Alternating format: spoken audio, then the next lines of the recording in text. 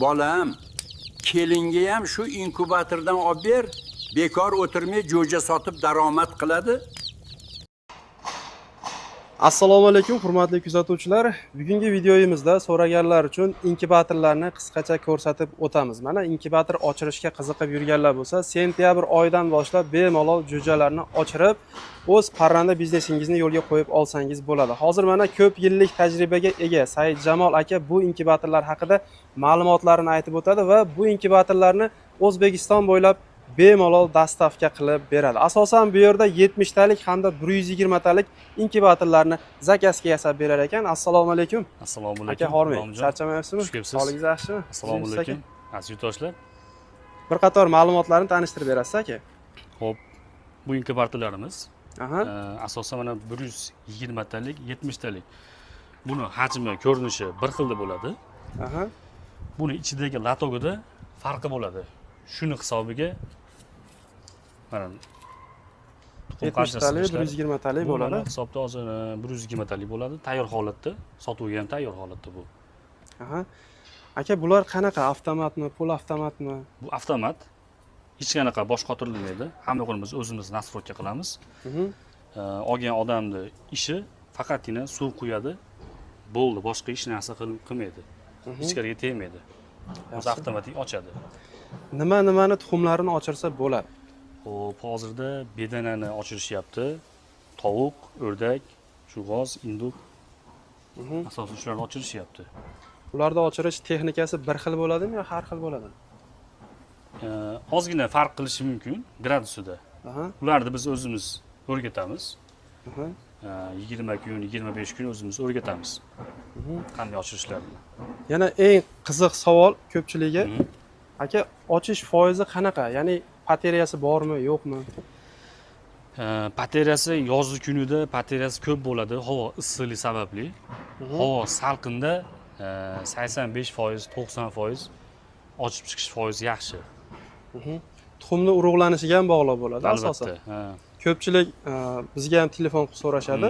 Aytaylik, tuxumni 1 oylab, 2 oylab yiqqanlar bor, unda ochirish foizi kamayib ketib qoladi. Anchalik kamayib ketadi. 10%, 15% ochishi ham mumkin. Yangi tuxum qo'ygan ma'qul ekan-da demak. Tushunarli. Bir haftalik tuxum bo'lsa, shu 90% gacha ochib chiqishi mumkin. Juda yaxshi. Aka, bu kichkinasini narxi nechi pul, kattasini nechi pul? Hozir narxlar ozgina o'zgarib turadi. Hozirdagi narxi 750 ming so'm 70 talik, 850 ming so'm 120 talik. Shu o'rtada ozgina plus minus bo'lib qolishi mumkin. Ozgina narxlari bu mikrosxemalarimiz ba'zida qimmat kelib qolyapti, ba'zida arzon kelyapti. Shunda ozgina farq qilib qoladi narxida. Yaxshi. Dastavkalar отдельный bo'ladi. Ularni keyin kelishamiz.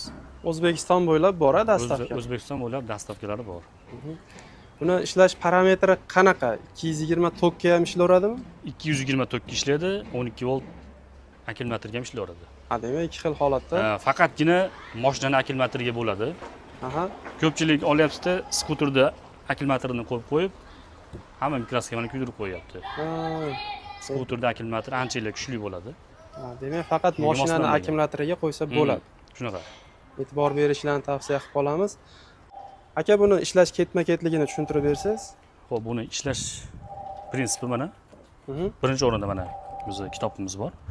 Telegram manzillarimiz. Mana bu yerda graduslar hammasi yozilgan.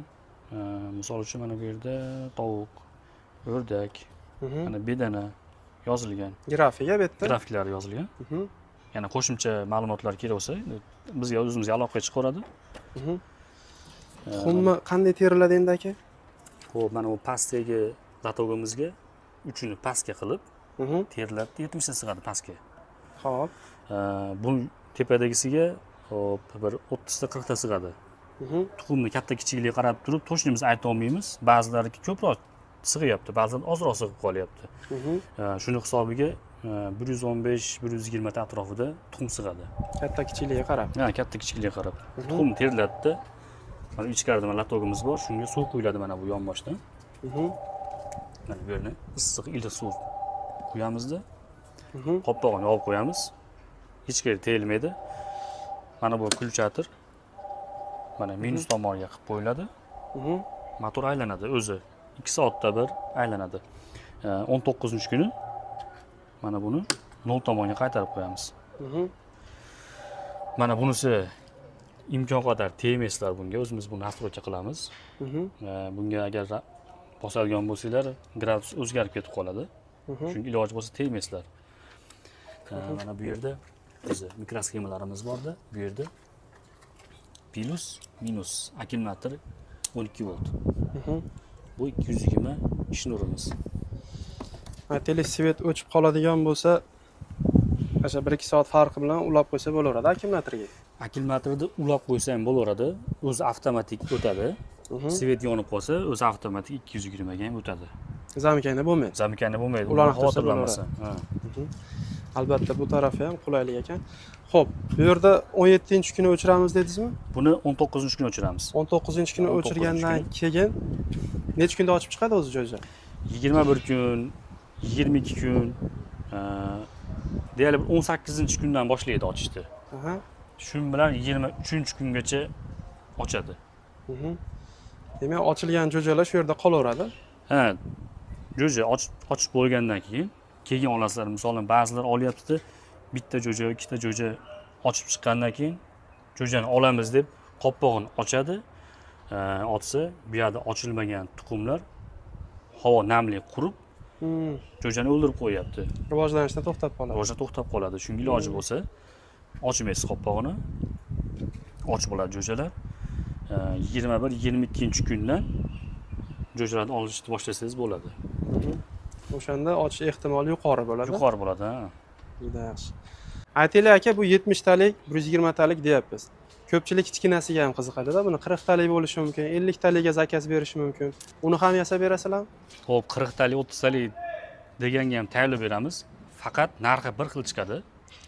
Sababi bu mikrosxemalarimiz hammasi bir xil tushadi. 30 talik ham, 40 talik ham, 70 talik, 120 talikka.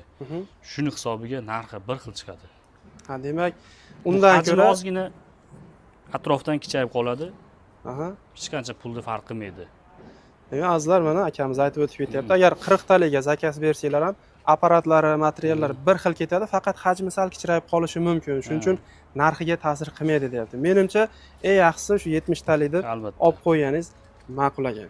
Qanaqadir savol bo'lsa, mana aloqaga chiqsanglar, sizlarga batafsil ma'lumotlarini aytib o'tadi. Xudo xolasa, barcha turdagi bu yerdagi inkubatorlardan O'zbekiston bo'ylab dastavka qilib berar ekan. Ha, aytgancha 70 talik, 120 talikdan tashqari, yana 500 talik, 350 talik bundan yuqorilarni ham tayyorlaymiz zakazga. Kimga qiziq bo'lsa, aloqaga chiqsanglar. Xudo xolasa, chiroyli qilib tayyorlab beramiz. Misol uchun aytaylik aka, men shuni yoki 100 talikga zakaz bersam, qanchada tayyor bo'lib, qanchada menga yetib boradi? Aytaylik, Surxondaryolik bo'lsam. O'zimiz vohalarga bo'lsa 2 kunda tayyorlab bo'ladi. 2 kunda dastavka pochta bo'lib boradi. 4 kun. 4 kun vaqtda qo'liga yetib boradi. Qo'liga yetib boradi. Buyurtma berish tartibi qanaqa? Zakolat berish kerakmi yoki shunchaki yasab yetib borgandan keyin to'lov qilinadimi? Agar BTSdan jo'natadigan bo'lsak, BTSni pulini to'laydi.